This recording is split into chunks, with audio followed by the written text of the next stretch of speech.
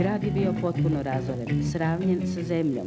Srušene su škole, župna crkva, hotel, razorene prekrasne vile i bolnica, nijedna cijela zgrada, nijedna cijela ulica.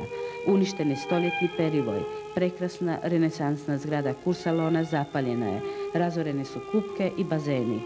Čuvena lipička ergela, lipicanera, također je uništena. Ove prekrasne plemenite životinje dijelom su završile u Srbiji, a više od polovice je pobijeno. Lipik je toga dana bio avetinski grad, njegovi stanovnici prognanici širom Hrvatske. Tužna slika sravnjenog Lipika kao da je dala novi poticaj građanima koji se počinju vraćati u svoje razrušene domove početkom siječnja 1992. godine. Branitelji Lipika postaju nositelji obnove koju prati zanos i hrabrost. Već toga proljeća u parku cvijeta prvo cvijeće kao kontrast tome ranjenom gradu. Počinju radovi na vodovodu, pa se uz pomoć Vlade Republike Hrvatske organizira vodocrpilište Kukunjevac. Elektra Križ obnavlja elektroenergetska postrojenja koja su sasvim uništena. Ratne štete su ogromne, gotovo neprocjenjive, jer nema niti jednog segmenta u gradu koji nije stradao. Industrija stakla koja je oslonac razvoja Lipika trpi velika oštećenja, ali se s prvim danima u miru počinje osposobljavati za proizvodnju. Vrlo brzo osposobljavaju se proizvodne linije, doduše djelomično, ali to je vrlo značajna proizvodnja. Staklana pomaže i u obnovi drugih objekata. Staklo je najtraženiji proizvod u razorenom gradu. Obnavlja se i tvornica Studenac.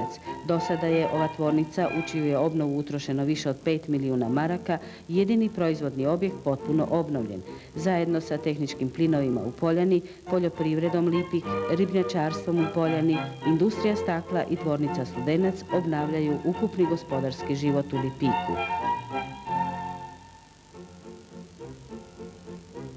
Za stanovnike koji se postupno vraćaju svojim domovima, zatičući ruševine i zgarišta, oživljavanje privrede puno znači.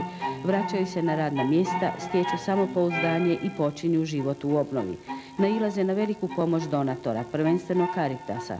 U obnovi stambenih objekata pomaže talijanska vlada koja putem Iskosa pomaže obnovu 267 privatnih kuća u ukupnoj vrijednosti 1.600.000 njemačkih maraka. Pomažu i drugi donatori. Na poticaj Britanca Marka Kuka, uz pomoć dobrih ljudi iz cijeloga svijeta, obnavlja se dom za djecu koja su bila prognana od prvih dana rata.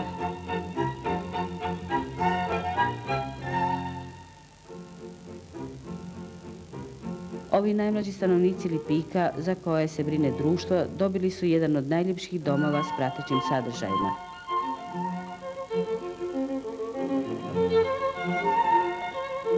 Zbrinuti su i prognanici. Za njih je njemačka vlada i vlada Republike Hrvatske izgradila naselje Topolik s dječjim vrtićem. Francuska dobrotvorna udruga obnovila je drugi dječji vrtić, a uz pomoć talijanskih prijatelja obnovljena je djelomično i osnovna škola. Najstariji stanovnici Lipika koji su ostali bez domova zbrinuti su u jednom krilu bolnice. Bolnica se obnavlja i već je jedan njezin dio u funkciji. U Lipik i dalje stižu donacije iz inozemstva i domovine, pa se obnavljaju društveni i privatni objekti.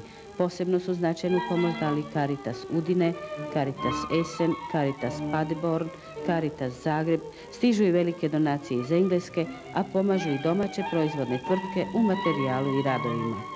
Želja je Lipičana da njihovo mjesto ponovo stekne kvalitetu življenja koja će zadovoljiti civilizacijske kriterije moderne Europe. Lipik, koji je bio spomenik kulture življenja jednog nepovratnog doba, žele obnoviti i do zadnje opeke.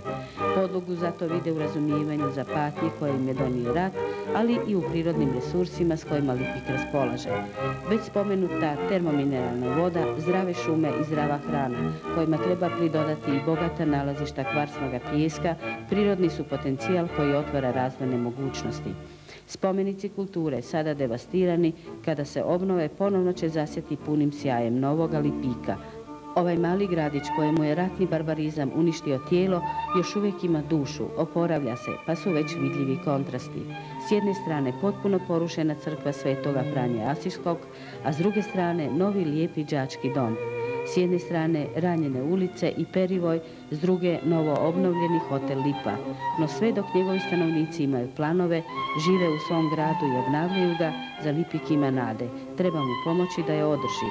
Treba mu pomoći da ponovno ima svoje tihe sjenice, šetaonice, da ožive arkadni prijemovi i perivoj, da mu se vrati njegova elegantna arhitektura, pa da umjesto brige za obnovu općini Lipik postane glavna briga stvaranje gospodarskog i ljudskog prosperiteta.